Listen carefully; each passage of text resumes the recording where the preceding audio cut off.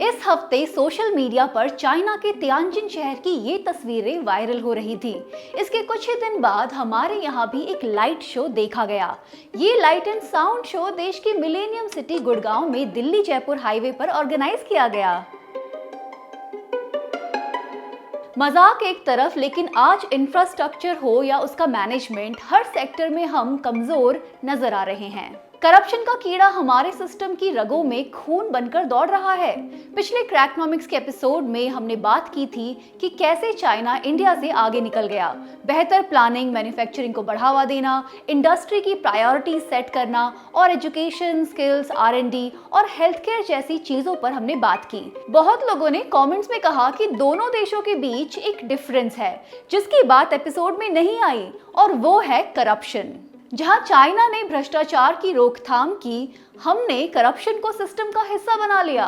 कुछ हफ्तों से लगातार हम पेट्रोल में इथेनॉल की मिलावट और उसके साइड इफेक्ट्स के बारे में सुन रहे हैं। बहुत सारे लोगों ने सोशल मीडिया पर अपनी कंप्लेंट्स रखी।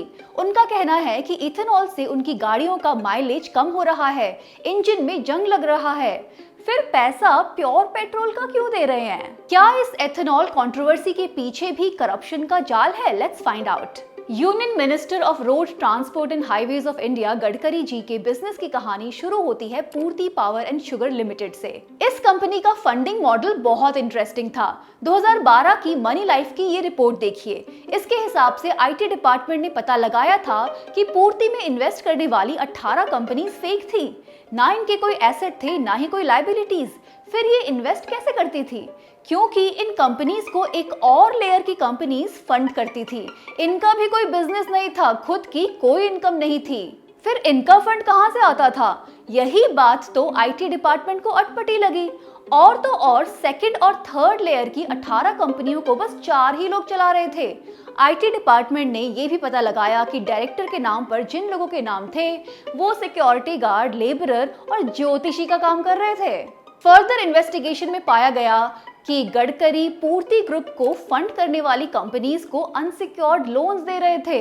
ऑफ कोर्स गडकरी पर करप्शन के एलिगेशंस लगे। पूर्ति ग्रुप पे भी टैक्स इवेजन का केस चला। एंड में 2014 में गडकरी को बिल्कुल क्लीन चिट मिल गई और पूर्ति ग्रुप पर केस चलता रहा। ऐसा क्या हुआ था 2014 में? देन कम्स मानस एंड सियान ग्रुप। पूर्ति ग्रुप से ही निकले 2 बिजनेस जिनको गडकरी के बेटे सारंग गडकरी और निखिल गडकरी चलाते हैं। फरवरी 2018 में MIDC इंडस्ट्रीज एसोसिएशन के फाउंडेशन डे फंक्शन में गडकरी जी ने अपनी बेटों की तारीफ की। उन्होंने कहा कि मेरे बेटे के बिजनेस का टर्नओवर 1100 करोड़ है। तब तक पूर्ति ग्रुप से निकलकर मानस ग्रुप भी बन चुका था, जो कि एक एग्रो बेस्ड कंपनी की तरह ऑपरेट कर रहा था। उसी मंच से गडकरी जी ने यह भी कहा कि 2 ऑटो मेजर्स TVS और बजाज ग्रुप ऐसे बाइक्स बना रहे हैं जो इथेनॉल पे चल सकते हैं। उन्होंने दावा किया कि green fuel is much cheaper alternative to petroleum. साल 2021 में नागपुर में एक LNG फिलिंग स्टेशन का उद्घाटन करते हुए अपने परिवार के और भी किस्से उन्होंने सुनाए। उन्होंने बताया कि उनके बेटे को पेट्रोल, डीजल, LNG और CNG पंप चलाने का लाइसेंस भी मिल गया है।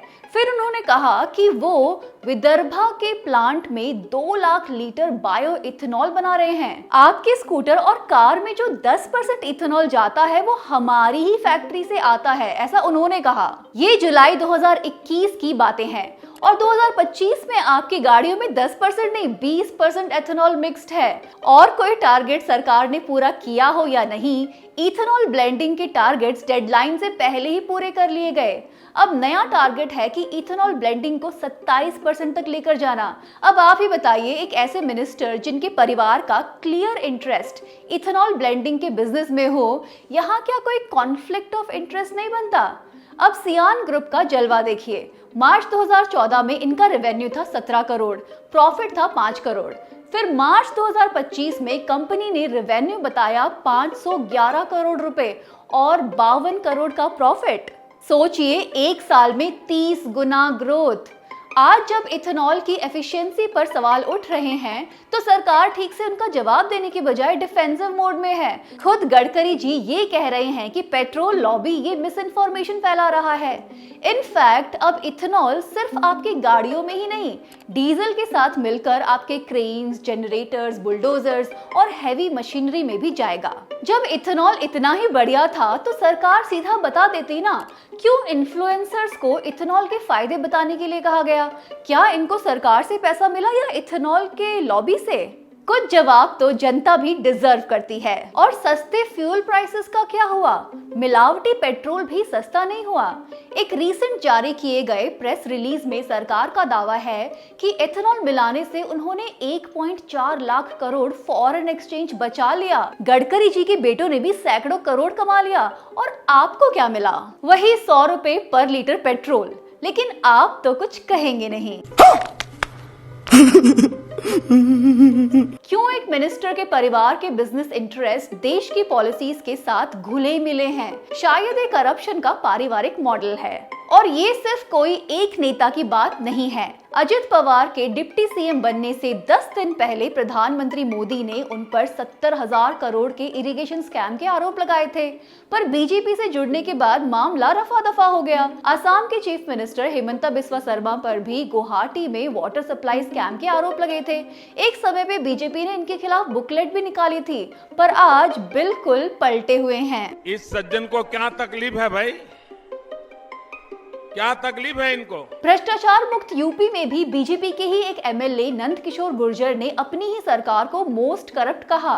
इलेक्टोरल बॉन्ड्स हो या अपने फेवरेट ग्रुप को कॉन्ट्रैक्ट्स देना, प्रॉब्लम एक ही है, आपका जनता का भारी नुकसान। अब सत्ताधारी पॉलिटिकल पार्टी को इलेक्टोरल बॉन्ड में रिश्वत देने वाले कॉन्ट्रैक्टर फ्लाईओवर में सीमेंट डाले या रेती, उनकी मर्जी है। जब पुल उद्घाटन से पहले ही टूट जाते हैं, ये आपकी गलती है।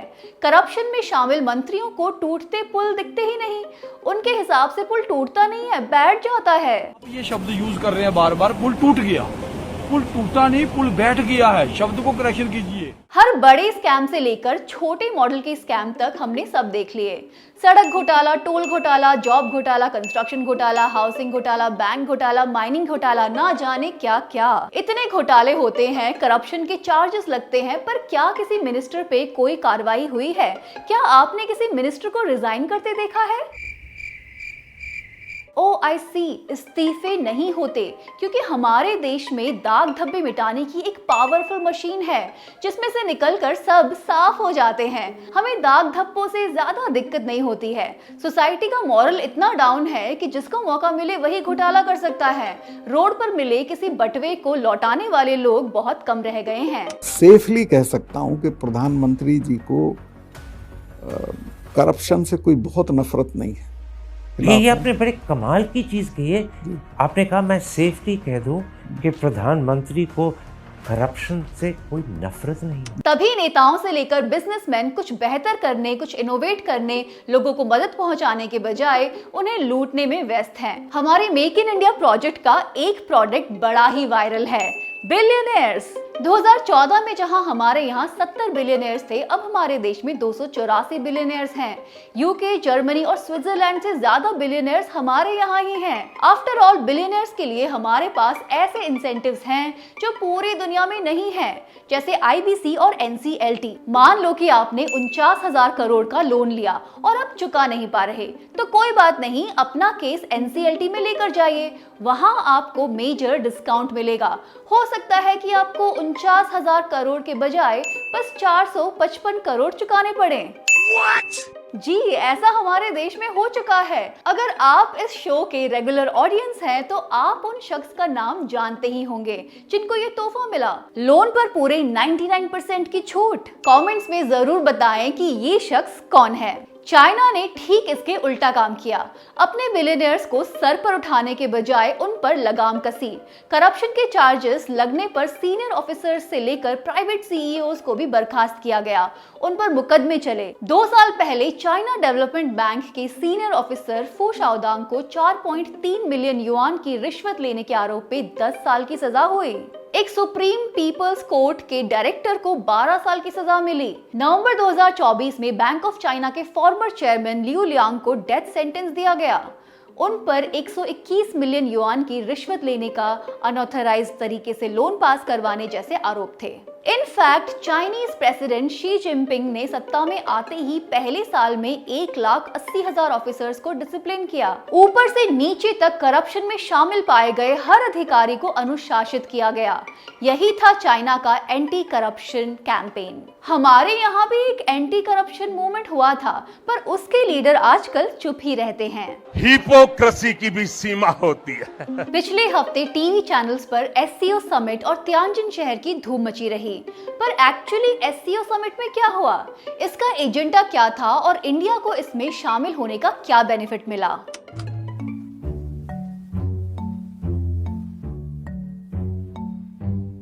वाओ, ट्रंप को मजा चखा दिया। शी और पुतिन हमारे ही आगे पीछे डोल रहे थे। पाकिस्तान को दिया करारा जवाब। मोदी जी और पुतिन की सीक्रेट मीटिंग हो गई। शहबाज को साइड कर दिया। आतंकवाद पर बड़ी जीत। मोदी जी की हंसी देख अमेरिका का दिल जल गया। उफ। इनफैक्ट इस मीटिंग के स्पिरिट को कुछ मीम्स ने बेटर कैप्चर किया। ऑपरेशन ऑर्गेनाइजेशन समिट का थीम था promoting the Shanghai spirit, SCO in action.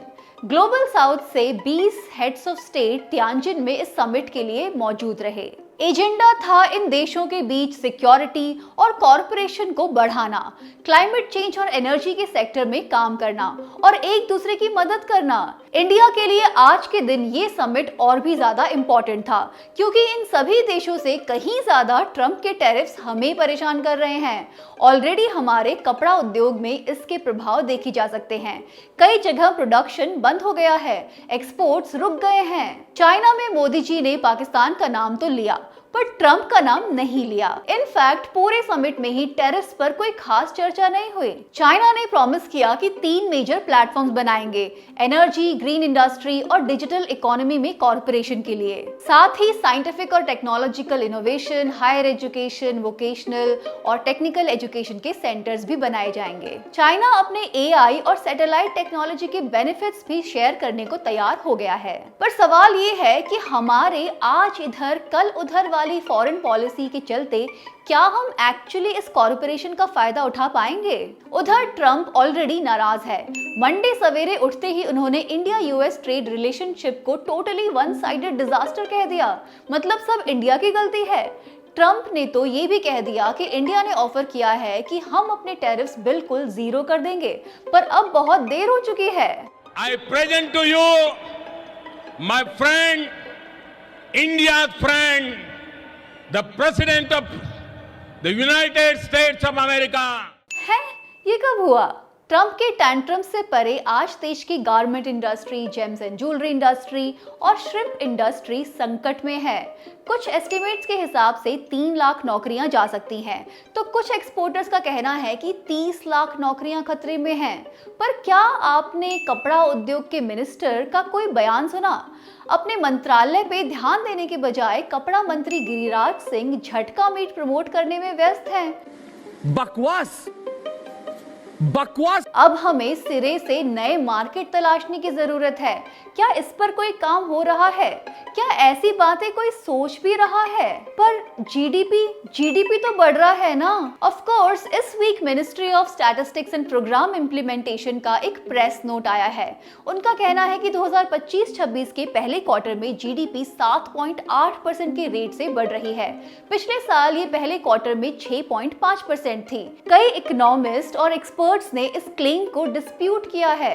उनका अनुमान है कि ये डेटा थोड़ा ठीक नहीं लगता। अनऑर्गेनाइज्ड सेक्टर, जिसकी हालत पहले से ही खराब है और जिसका कोई डेटा ढंग से इकट्ठा ही नहीं किया जाता, उसकी ग्रोथ को बेहतर बताया गया है।